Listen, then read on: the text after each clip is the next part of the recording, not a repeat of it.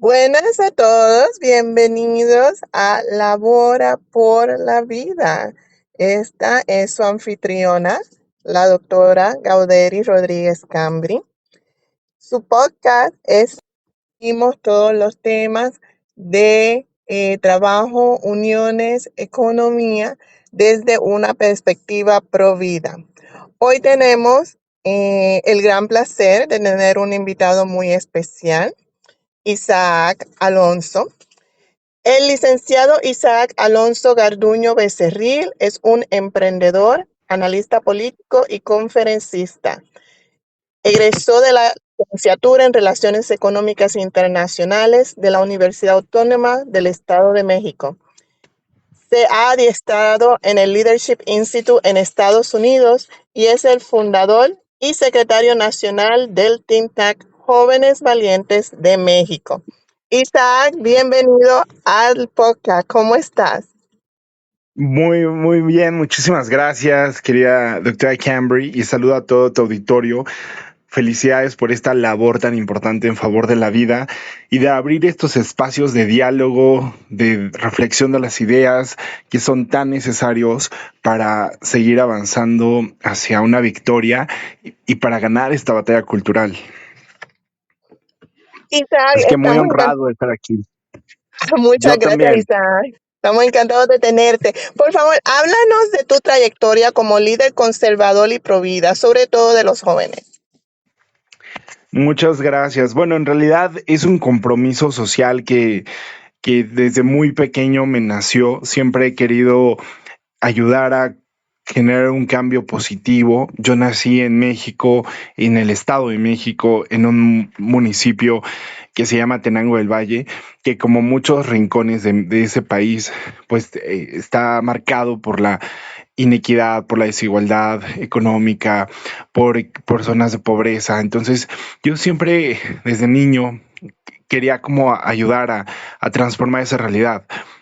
Así que, bueno, yo pues tuve la oportunidad o el privilegio pues de crecer en una familia que siempre me protegió, me cuidó, me dio lo mejor en educación, mis padres en medida de sus posibilidades. Entonces, obviamente entendí que pues los grandes cambios comienzan pues por uno mismo, pero cuando muchas personas nos juntamos y compartimos la misma mentalidad o la misma convicción, pues realmente esos cambios se detonan y podemos hacer cambios positivos, transformaciones reales. Y yo soy un defensor de la vida, estoy comprometido con la defensa de la vida 360 grados, desde la concepción hasta la etapa final, porque la vida, el derecho a la vida es el más elemental. Sin este, todos los demás derechos carecen de sentido. Es decir, el derecho a la vivienda, no existe derecho a la educación, derecho a la familia o todos los derechos que quieras nombrar sin el derecho a la vida. Y además, pues, porque todo apunta a que la vida es lo correcto, es decir, desde un punto de vista científico, biológico, podemos ver que efectivamente el bebé en gestación tiene su propia espiral de ADN, su propio latir de corazón y que el gobierno tiene que proteger esa vida, así como sucede en Texas con la ley de Heartbeat. Y pues realmente me preocupa que en países como México la agenda antivida sigue avanzando y cada vez se pierde más esta dignidad de la persona. O sea, y bueno, la vida es un derecho fundamental. Recientemente organizamos una manifestación pro vida en la Ciudad de México y fuimos de todo. O sea, fuimos desde jóvenes que por supuesto exigimos que se proteja la vida de los bebés, pero también fueron jóvenes que se indignan frente al asesinato de otros jóvenes, por ejemplo, lo que pasó en Teuchitlán, en Jalisco, o en Ayotzinapa, en Oaxaca. Es decir, la agenda provida también tiene que estar relacionada con el tema de seguridad pública. Es muy amplia y también podemos hablar de las políticas públicas con perspectiva de familia y demás. Y bueno, pues durante muchos años he realizado voluntariado en distintas fundaciones, organizaciones de la sociedad civil que me han permitido conocer a muchos jóvenes muy diversos, jóvenes emprendedores, jóvenes estudiantes, universitarios, políticos, jóvenes que de izquierda, de derecha, Y entiendo que pues somos también un relevo generacional y que hoy hay muchos jóvenes que están ocupando cargos públicos como tomadores de decisiones, pero aún así siguen habiendo pues una clase política muy aferrada al poder y me queda claro que eventualmente habrá una transición, habrá un cambio y que nosotros somos el gobierno venidero y que más vale que estemos preparados y listos para resolver los desafíos del futuro, porque la sociedad, el mundo, la política, todo está cambiando de una forma muy acelerada y creo que tenemos que aprender a adaptarnos a estos nuevos cambios y salir adelante, pues siempre buscando el bien común. Sabemos que en esta batalla cultural, la cultura de la muerte piensa que tiene como eh, agarrados a los jóvenes, que es como que ellos son de la cultura de la muerte. Sin embargo, tu ejemplo y el de tu experiencia, porque tú trabajas con muchos jóvenes, es el que ustedes luchan por la vida. ¿Por qué tú piensas que tú como joven y otros jóvenes en México están a favor de la vida a pesar de esta batalla cultural? Sí, definitivamente. Lo que yo he notado con el movimiento Provida en México es que tenemos un común denominador y es Dios. Es decir, hay jóvenes de diversas religiones, principalmente pues en México, pues bueno, he visto muchos jóvenes católicos, jóvenes cristianos, protestantes, incluso de otras religiones como musulmanes y devotos de Krishna o hindúes. Pero, pero son jóvenes espirituales que reconocen que hay un sentido más allá de la bioética, más allá de lo legal, de lo jurídico. O sea, que abortar implica privar a un alma de nacer y que Dios, pues, no se equivoca en enviar almas en los cuerpos de los bebés. Entonces, abortar significa eso, significa que estamos privando a almas que Dios quiere que nazcan, porque pueden ser eh, personas que en un futuro se convertirán en científicos, en abogados, en artistas, en líderes sociales que pueden cambiar el rumbo del planeta Tierra, que pueden descubrir curas a enfermedades, que pueden aportar avances tecnológicos, innovación, crear empresas. Realmente no sabemos todo el talento que han abortado en el mundo. O sea, realmente el asesinato el aborto es un asesinato en primer grado y me parece que lo que nos une a todos estos jóvenes es que creemos en Dios, independientemente de la religión que profesemos, creemos en Dios y creemos en la santidad de la vida. Y por eso, pues, me parece que eso es interesante. Y también es cierto que hay otra cara de la moneda, que es los jóvenes que pues quizá ya no están tan involucrados en una comunidad religiosa o espiritual y entonces es muy fácil que se dejen engañar por estas narrativas del progresismo, porque pues el progresismo nos está adoctrinando a través de las películas de Netflix, a través de las series, a través de la música, a través de la influencia de los artistas abortistas, que pues la gran mayoría de los artistas de Hollywood pues promueven el derecho a decidir, como ellos le llaman. Y ojo, que, a ver, no existe el derecho a elegir matar a otra persona. Claro que tenemos libertad para elegir, pues Dios nos ha dado libre albedrío, pero la libertad que Dios nos da es para que la utilicemos en favor del bien y pues no podemos privar a otra persona de nacer. Yo creo que Es decir, la... Ajá. sí, adelante, adelante. ¿Qué No, no, piensas? no, por favor, termina tu punto. Solo quería decir que nosotros estamos a favor de que las mujeres decidan sobre su cuerpo, mas no sobre la existencia de otro ser vivo. Y no lo decimos nosotros, lo dice la ciencia que ha confirmado que el bebé tiene su propia espiral de ADN y un latir de corazón distinto al de la madre, es decir, es un cuerpo diferente y por en consecuencia debe ser protegido. Adelante, sí, ¿qué piensas? No, yo creo que la cultura de la muerte apuesta porque los jóvenes solamente se preocupen del hoy y el ahora. Y lo que tú estás explicando es que los jóvenes también son capaces de ver más allá, de ver a largo plazo y de entender que esos niños que son abortados son nuestro futuro también. Y son personas hoy, mañana y siempre, o sea, son seres humanos que no deben de ser deprivados de su vida. Me encanta tu perspectiva. Háblanos un poco, Isaac, sobre cómo surgió el proyecto de Jóvenes Valientes, porque para que nuestra audiencia Sí, sepa, esto es un movimiento muy importante en México y que está ganando más adherentes a cada momento.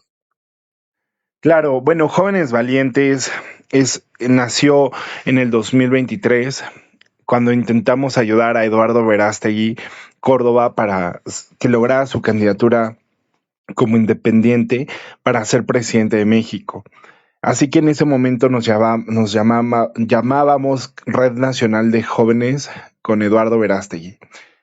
Y así estuvimos apoyándolo varios meses, juntando firmas, siendo auxiliares, asistiendo a los eventos, a los mítines que o llegaron a desarrollar. Por supuesto, también marcando narrativa en redes sociales.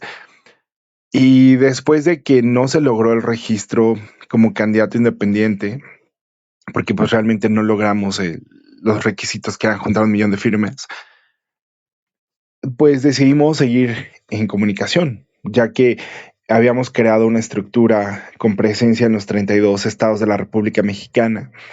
Y entonces seguimos haciendo reuniones virtuales, compartiendo, pues durante el 2024 sucedieron muchas acontecimientos políticos importantes y pues le dábamos difusión a las noticias o bien si surgía alguna oportunidad, alguna beca, algún internship, algo que beneficiara a los jóvenes, pues para eso sirvió el canal de WhatsApp. Y ahora que el movimiento nacional Viva México está en un nuevo proceso de convertirse en un partido político, apoyar como una nueva estructura. Claramente, pues se cambió el nombre para hacerlo más amplio, no era solamente Eduardo, sino en general a un movimiento juvenil de nueva derecha. Y bueno, pues surgió la Red Nacional de Jóvenes Valientes, y bueno, ahora estamos muy enfocados en fortalecer el liderazgo político conservador entre la juventud mexicana, es decir, queremos formar cuadros de jóvenes políticos que estén dispuestos a dar la batalla cultural y no solo darla, sino ganarla. Queremos que se gane el debate público, las ideas, queremos que más jóvenes estén defendiendo la vida en los congresos locales, en el Congreso Federal, en el Senado, en todos los ámbitos de la administración pública. Y me parece que el ejercicio de construir ciudadanía es algo que tiene que ser permanente y que no solo se limita a un periodo de, de, de como ahora que estamos en un proceso de formación de un partido que dura un año y en realidad pues ya faltan pocos meses porque la convocatoria cerrará en febrero del 2026. Sin embargo, el proceso de construir ciudadanía es totalmente todo el tiempo hay desafíos, todo el tiempo hay que hacer cabildeo, hay que manifestarnos, hay que decirle a los gobiernos que nosotros queremos que se proteja la vida, que queremos que se resuelvan problemáticas reales. Así que pues creo que es un buen ejercicio donde todos estamos aprendiendo. Yo también estoy aprendiendo y bueno, sigo mejorando mis habilidades de liderazgo, porque sí ha sido un reto dirigir una red nacional donde pues de repente hay jóvenes que se desmotivan por X o Y situación y hay que estar en comunicación con ellos para que no se salgan solo porque no les gustó algo. Entonces sí es un reto lidiar con las personas, Bueno, pero me gusta, lo disfruto mucho. Bueno, primero que nada quiero felicitarte porque de verdad que formaste un grupo que tiene Gracias. una misión que está expandiéndose. Empezaron con una meta y van a seguir llegando a más y más personas y más corazones y van a transformar a México. Y realmente es estupendo.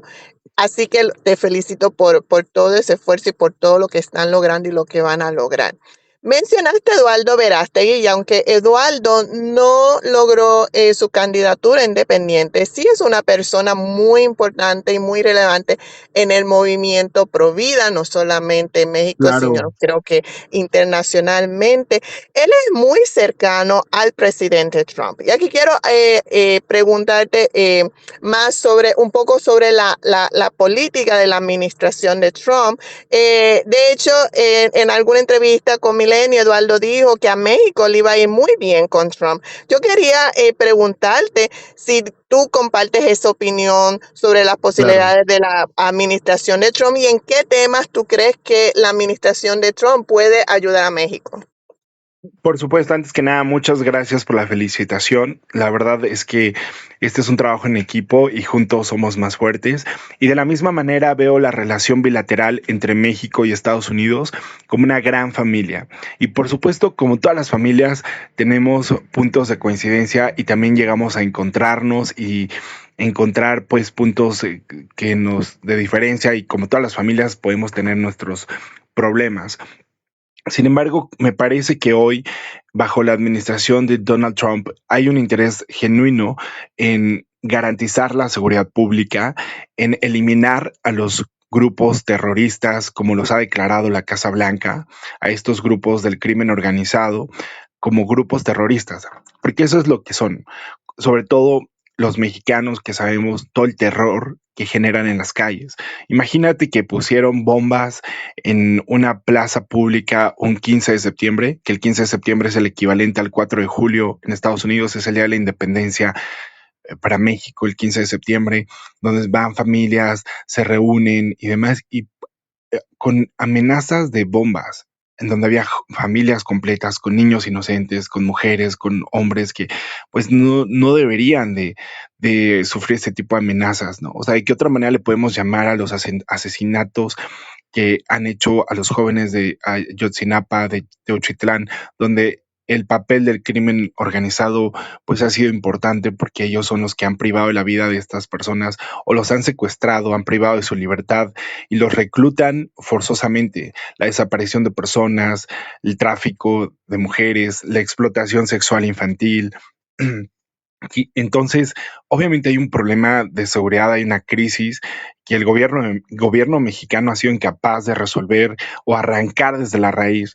Entonces, se requiere la cooperación internacional en materia de seguridad, se requiere la ayuda del gobierno de Estados Unidos y yo celebro que el presidente Trump esté ayudando a México porque claramente pues es parte de la relación bilateral, porque nos afecta a los mexicanos y también afecta a los americanos por el tráfico de fentanilo, por todas las muertes que genera esta droga y otras, por lo que implica el tráfico de niños, ¿no? La explotación sexual infantil. Lo vimos en la película de Sound of Freedom y es una triste realidad.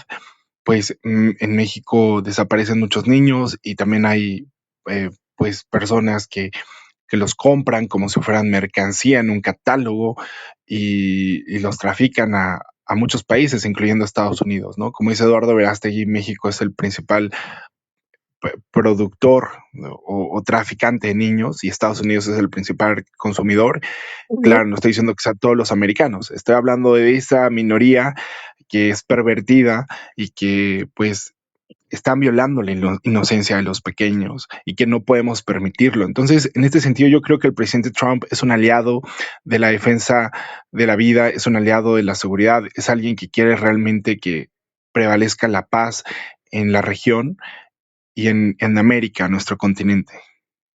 Se sabe que los carteles son extremadamente peligrosos, como tú has descrito, y de hecho, hace apenas mes y medio, se está hablando del campo de exterminio del Rancho Izaguirre, donde se encontraron restos humanos, crematorios clandestinos, más de 400 prendas de vestir.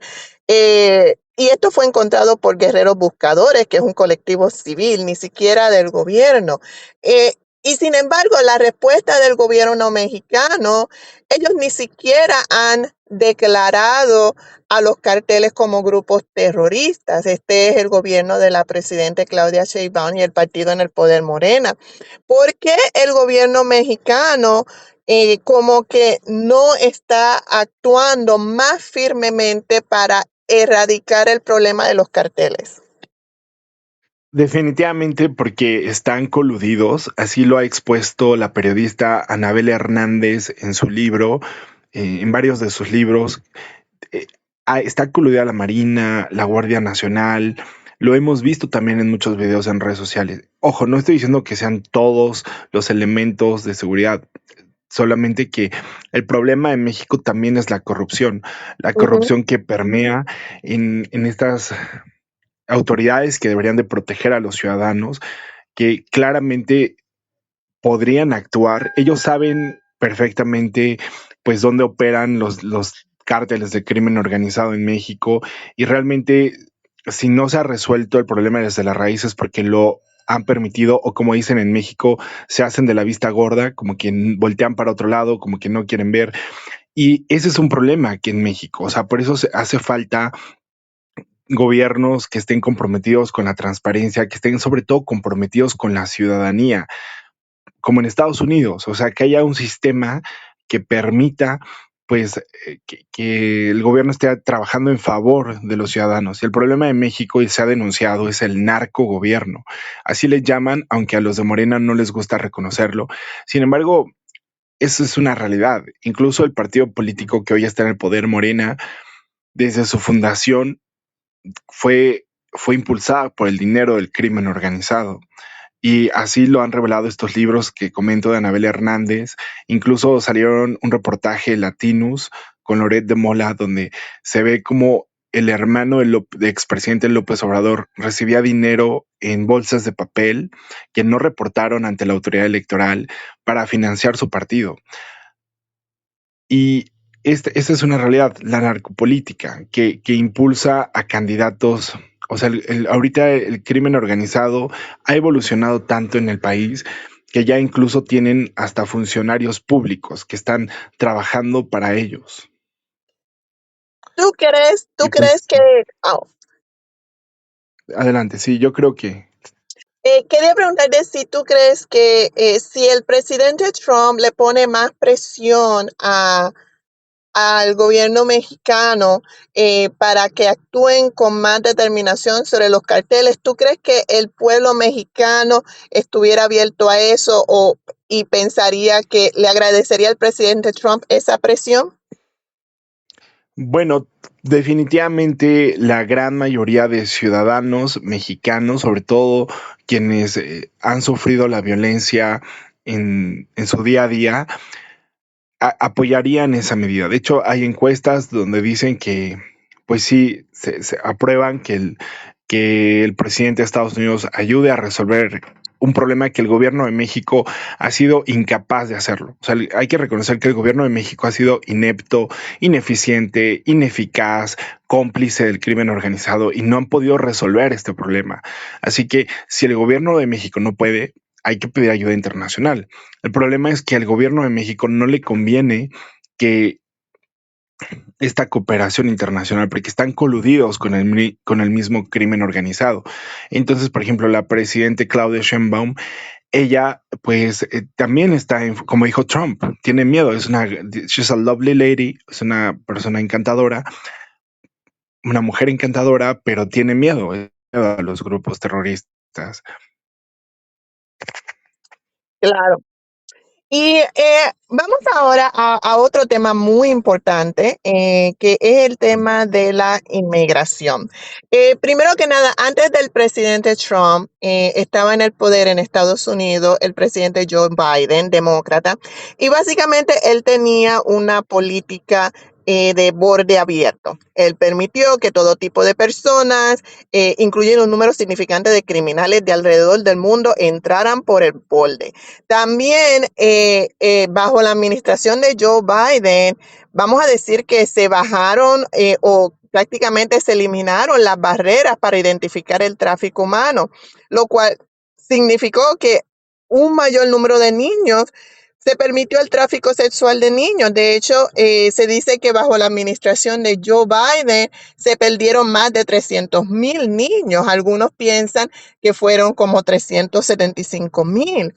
Entonces, la administración de Trump está trabajando para revertir todo eso, para sacar a estos criminales y para reducir la trata. Sin embargo, en la prensa en general vemos, y en la prensa en español, hay como muchísima crítica a Trump y no mencionan prácticamente nunca los problemas que hubo bajo Biden. ¿Por qué tú piensas que la prensa tiene esta perspectiva tan anti-Trump? Entiendo, sí. Bueno, definitivamente porque la prensa tiene influencia sobre quienes controlan las noticias, las grandes corporaciones que controlan a los medios de comunicación. Así que obviamente no quieren que la verdad sea dicha y tienen el poder mediático para hacer que un villano parezca un héroe y viceversa, que un héroe parezca un villano. El presidente Trump definitivamente es un patriota mexicano, un patriota americano que quiere lo mejor para Estados Unidos y si a Estados Unidos le va bien, a México le va bien. Bueno, eso es un punto muy importante, pero me parece increíble porque, claro, no es solamente en México, en Estados Unidos también tenemos a la prensa izquierdista en contra de los que somos conservadores. Y ellos definitivamente solamente dan su versión, pero hay algunos temas, como tú estabas diciendo, por ejemplo, en el tráfico de niños, donde Estados Unidos es el mayor consumidor de tráfico de niños, tráfico sexual. Y bajo una administración demócrata, básicamente se permitió que eso estuviera fuera de control. Y tenemos ahora una persona en el poder que activamente está tratando de eliminar eso. Entonces, no me hace sentido que la prensa no le ponga importancia a un asunto como ese cuando hay víctimas reales por las malas políticas de los demócratas. Sí, esa es una realidad y tenemos que apostarle a apoyar a los medios de comunicación independientes, a los medios de comunicación que buscan decir la verdad, porque la prensa Pinocho, como dice Eduardo Verástegui, o las fake que generan fake news, como dice Trump, pues es una realidad. Hay agencias de noticias que están controladas por la élite. O sea, hay que comprender que a nivel geopolítico existe un grupo de personas que aparte ya está documentado, que son reales, que aparte están muy vinculados con las fuerzas de la oscuridad en el planeta Tierra, que buscan manipular a las masas y que tienen una agenda que busca reducir y controlar a la población. Entonces, sé que esto pareciera para muchas personas increíble de creer, sin embargo, es una realidad y es que hay que comprender que hay personas que son perversas, ¿no? Y que tienen un poder muy grande y por supuesto tienen este poder mediático. Recordemos simplemente qué pasó en el 2020 cuando se censuró al presidente Trump, que fue la famosa insurrección afuera de la Casa Blanca y Trump sale haciendo un llamado a la paz. Sube un video diciéndole que regresen a sus hogares, que todo va a estar bien, que estén en paz. Yo recuerdo perfectamente que hace un llamado a la paz y los medios de comunicación, la prensa Pinocho, sacan de contexto sus palabras y dicen que Trump apoyó todo eso del asalto al Capitolio. Y aparte, banearon, es decir, censuraron ese video donde Trump hace un llamado a la paz. En vez de que lo dejaran ahí, se lo quitaron y no solo con eso, sino también lo censuraron. Le, le quitaron, suspendieron su cuenta de Twitter, ahora X, y también lo quitaron de Facebook y de todo el tema de YouTube. De hecho, hoy en día, si uno ocupa la inteligencia artificial de Google, Gemini, censura todo lo que tenga que ver con Donald Trump. Gemini es una inteligencia artificial muy avanzada. A mí me gusta mucho. Sin embargo, cuando yo al mencionarle cualquier nombre, Melania Trump, Donald Trump, me dice que no puede responder, que no esto. Entonces, la verdad es, o sea, hagan el experimento ustedes mismos. Recuerden que Google fue el principal financiador de la campaña de Kamala Harris y todos estos intereses, pues obviamente es un ejemplo de las redes sociales. pero igual pasa con todas las demás medios de comunicación y tienen una línea editorial y esta línea editorial obedece a los intereses de quien les paga sus sueldos. Mira, te Así que hay agradezco pocos todo. periodistas independientes. Sí, perdón, adelante. No, todos tus puntos, muy, muy buenos puntos, muy importantes, pero te agradezco el comentario sobre Gemini, que tengo que admitir que no sabía, voy a tratarlo, y para ver, ¿verdad? Por mí misma, la censura, incluso en nuevas tecnologías de inteligencia artificial, que muchos indican es el futuro, pero desde ya, con el ejemplo que estás poniendo, podemos ver la manipulación de la información que estas nuevas tecnologías también son capaces de tener. Entonces, es algo a lo que tenemos que estar pendientes, sobre todo tal vez las personas de mi generación que no estamos tan al tanto de estas nuevas tecnologías. Así que muchas gracias por traer ese punto. Hablando sobre lo que la prensa cubre y no cubre, hace unas semanas atrás, la representante por Texas en el Congreso de los Estados Unidos, Jasmine Crockett, ella es demócrata y afroamericana y ella estaba hablándole a una audiencia de mayoría afroamericana y ella expresó que tenía que ir como a través del país y educar sobre el apoyo a los inmigrantes, entiéndase inmigrantes ilegales, porque ya los afroamericanos no recogen el algodón, dice ella, y no se les podía pagar para regresar a la plantación. Estas son expresiones relacionadas a la esclavitud. Yo tomé sus expresiones como que estaba básicamente tratando de decir que ya los negros no son esclavos, pero que se necesita gente que los pueda sustituir. Y desde la perspectiva de ella, las personas ilegales, los inmigrantes ilegales, pueden tomar esa posición. Yo quería preguntarte, ¿cuál es tu opinión sobre los comentarios de ella y si has escuchado a la prensa en español cubrir algo sobre estos comentarios que hizo la representante Crockett? Claro, lo que menciona Jasmine Crockett definitivamente no se le dio difusión en los medios de comunicación en español, no al menos hasta donde yo tengo conocimiento y eso que constantemente busco noticias. Pareciera que, pues, como estas declaraciones no les convienen, o sea, si los hubiera dicho un republicano, seguramente ya le hubieran dado a conocer por todas partes. Y sí, parece que está haciendo referencia a la nueva esclavitud, y me parecen muy desafortunadas esas declaraciones. Yo creo que se debería de enfocar en resolver los problemas reales del estado de Texas y en seguir trabajando para garantizar la seguridad pública, que ese es un tema muy importante. Así que pues lamento mucho esas declaraciones, la verdad es que son inaceptables, la esclavitud es inaceptable y al contrario, tenemos que trabajar para que prevalezca la libertad. Y como dije, México y Estados Unidos es una familia enorme y claro, como todas las familias tenemos desafíos que hay que enfrentar.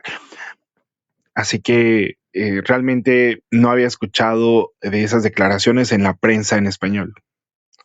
Bueno, pues eso es, yo diría, más evidencia de que realmente necesitamos los medios alternos de la prensa, porque la prensa regular del legado no está interesado en informarnos sobre la verdad, porque como bien tú dices, si hubiera sido una republicana, inmediatamente estas expresiones hubieran estado en la televisión y se hubieran discutido, porque son unas expresiones totalmente fallidas. O sea, esto no es totalmente inaceptable que una congresista de los Estados Unidos se exprese de esta manera y quiera implicar que las personas ilegales por su situación pueden como que sustituir para ser esclavos. Pero déjame decirte, Isaac, y también le quiero recordar a nuestra audiencia que los demócratas en realidad son bastante obsesivos con este tema de la esclavitud y la plantación. Quiero recordarle a la gente que el Partido Demócrata tiene más de 100 años y en sus comienzos era pro esclavitud. De hecho, cuando estuvo la Guerra Civil Americana, que comenzó en el 1861, el Partido Demócrata estaba a favor de la esclavitud y por eso fue que promovió entre los estados sureños que se separaran del norte. Al final perdieron la guerra, pero en mi opinión, ellos no han perdido su historia, porque no solamente siguen obsesionados con estas imágenes de esclavitud y plantación, sino que los argumentos de ellos sobreviven hasta hoy. Cuando había esclavitud, decían que las personas de origen africano no eran seres humanos, por eso podían ser esclavos, y hoy en día el Partido Demócrata es el partido pro aborto. ¿Y por qué? Porque dice que los bebés no nacidos no son seres humanos. Entonces, es el mismo argumento de que cierto grupo de personas no son seres humanos, en una diferencia de más de 100 años. En mi perspectiva, el Partido Demócrata no ha cambiado de perspectiva y no entiendo por qué la insistencia en poner a este partido como héroes, cuando son todo lo contrario. Tus pensamientos, Isaac. Sí, claro, totalmente. Y hoy en día es fundamental que los ciudadanos de bien, quienes queremos lo mejor para nuestros países, para el futuro del planeta Tierra, nos unamos en una voz de esperanza, en favor de la vida, de la familia, de la libertad, porque estos valores son atemporales, son lo que nos van a permitir que sigamos existiendo y tenemos que dignificar la política con estas virtudes, con un fuerte compromiso social en favor de la libertad, en favor de la justicia, en favor del bien común, de la prosperidad. Así que yo creo que es importante que personas como tú, como yo, como todos los que estamos escuchando este podcast, que nos involucremos más en los asuntos públicos para hacer el bien común. Absolutamente, absolutamente. Isa, quiero volver brevemente a un tema que cubrimos un poco cuando empezamos esta entrevista. Tú estuviste envuelta en la campaña de Eduardo Verástegui cuando era candidato independiente, y ahora Sí. eh, hay un proceso para formar nuevos eh, partidos. Sin embargo, yo diría que el organismo que está a cargo como de asegurarse de que el proceso ocurra, que es el INE, por las siglas de su nombre, es un organismo del cual, vamos a decir, como extranjera mirando hacia adentro, tengo mis dudas sobre si pueden realmente ser capaces de tener un proceso que sea equitativo, que sea honroso, porque me parece a mí, según lo que leí, cuando hubieron los candidatos independientes que se querían postular, que fue un proceso donde realmente era desigual, y no había como ningún interés en que realmente funcionar el proceso. Y mi preocupación es que ahora, para la formación de nuevos partidos, incluyendo el de Movimiento Viva México, que ese proceso básicamente esté diseñado para que no se logren los nuevos partidos, especialmente los que sean pro vida. ¿Tú crees que hay posibilidades de que el Movimiento Viva México o algún otro partido pro vida logre concretarse? Sí, definitivamente sí hay posibilidades. Las reglas están dadas. Se requiere juntar más de 260,000 firmas de ciudadanos que conscientemente desean militar en ese proyecto, en un país de más de 120 millones de habitantes, de los cuales, de acuerdo al Instituto Nacional Electoral, más de 95 somos personas mayores de edad. Así que, pues, conseguir 260,000 firmas es posible. Y luego también está la parte de las asambleas, que en el Movimiento Viva México eligió hacer asambleas estatales. Había dos opciones: las distritales, donde te pedían un mínimo de 500 personas por distritos electorales, y las que son por estado, donde pues te piden un mínimo de 3,000 asistentes, que por supuesto lleven su credencial para de votar. O sea, hay una serie de requisitos. Entonces, bueno, las asambleas, todo eso, pues va a ser responsabilidad de la mesa directiva del partido, pero si somos capaces de resolver estos desafíos, entonces sí podríamos obtener partido político, porque además, pues, o sea, si tú cumples con la ley, pues no hay argumento legal que te impida que no lo hagas. Además, el Instituto Nacional Electoral está obligado por la ley a actuar con. Y bueno, también está la preocupación, ¿verdad?, de muchos militantes. Yo he escuchado muchas voces dentro de este tema de la campaña. A ver, claramente el INE falló en su aplicación. Yo pues soy testigo de ello. Yo tenía gente que querían firmar por Eduardo Verástegui y me dieron su credencial para votar vigente y todo.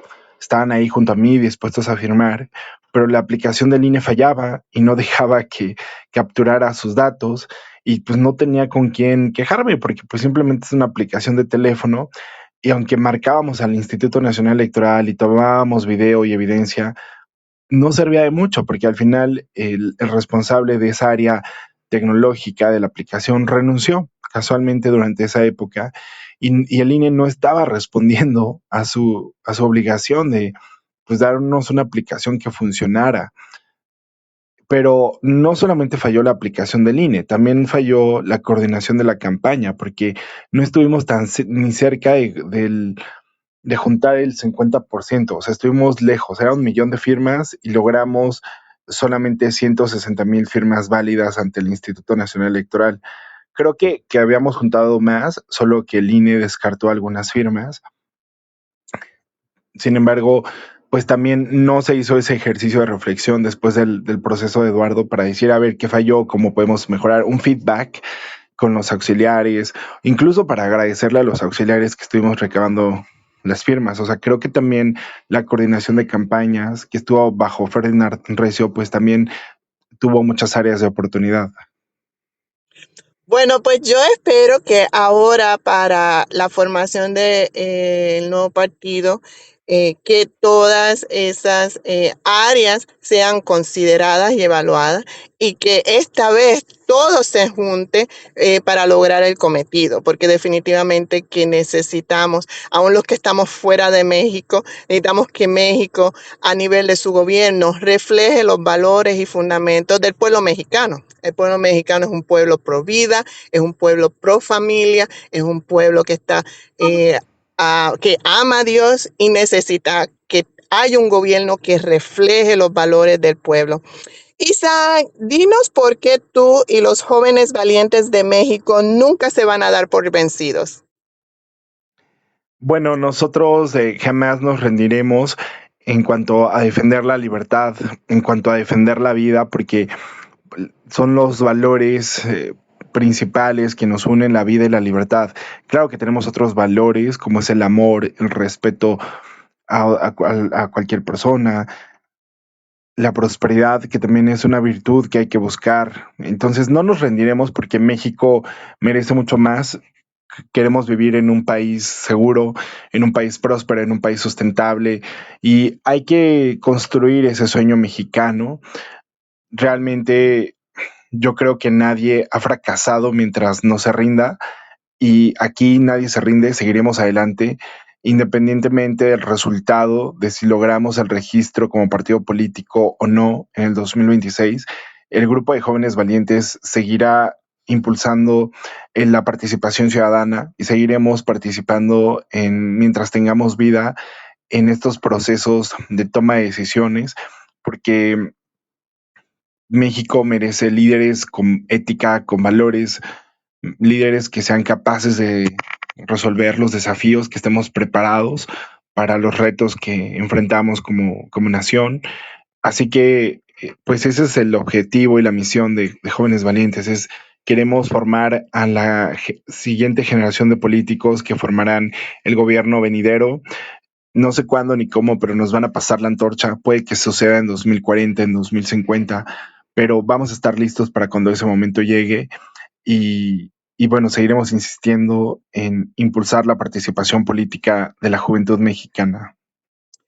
Bueno, pues yo espero que se dé más pronto que tarde, porque en el 2031 se cumplen los 500 años de Nuestra Señora de Guadalupe y en el 2033 se cumplen los 2000 los 2000 años de la pasión, muerte y resurrección de nuestro Señor Jesucristo. Yo creo que son dos fechas muy clave y sería fantástico tener en el 2030 un gobierno en México que verdaderamente ayudara a impulsar toda la sociedad, vamos a decir, más cerca a Dios y en contra de la cultura de la muerte. Así que vamos a estar orando para que se nos dé más pronto en vez de más tarde. Isaac, ¿cómo te pueden seguir las personas en las redes? Claro, con mucho gusto. Qué padre eso que dices de acercarnos a Dios, porque efectivamente creo que ese es el común denominador y creo que esa es la esencia de la batalla cultural, es regresar al Dios al centro de la cultura. Por ejemplo, el Instituto Nacional Electoral está en contra de que nosotros incluyamos la palabra Dios en nuestros discursos públicos. Incluso pueden sancionar a los partidos políticos que hagan referencia de Dios, lo cual me parece pues contradictorio a la libertad de expresión. Porque, por ejemplo, Estados Unidos también es un estado laico, pero los políticos pueden hablar abiertamente de Dios. En México no. Absolutamente. Sí, entonces, bueno, ahí hay un gran reto para los mexicanos. Y por otro lado, me pueden encontrar como Isaac Alonso Garduño Becerril o en todos mis usuarios es el mismo official guión bajo IA de inteligencia artificial, G de mi apellido, pero siempre digo G de guapo y B de bueno, aunque en realidad es Garduño Becerril. Sí, es así de sencillo, IAGB, y así me encuentran. Tengo un canal de YouTube, nos podemos ver en Instagram, nos podemos seguir escribiendo por X, podemos platicar por Discord y las distintas redes sociales. Así que realmente pues estaré encantado de poder seguir esta conversación en redes sociales. Así que síganme. Fabuloso. Bueno, Isaac, ha sido fabuloso tenerte aquí y bueno, hasta la próxima, porque definitivamente que es la primera vez, pero no va a ser la última. Sí, muchísimas gracias. Excelente, querida Cambry. Mucho éxito en el podcast y que Dios te bendiga. Gracias, igual. Hasta luego.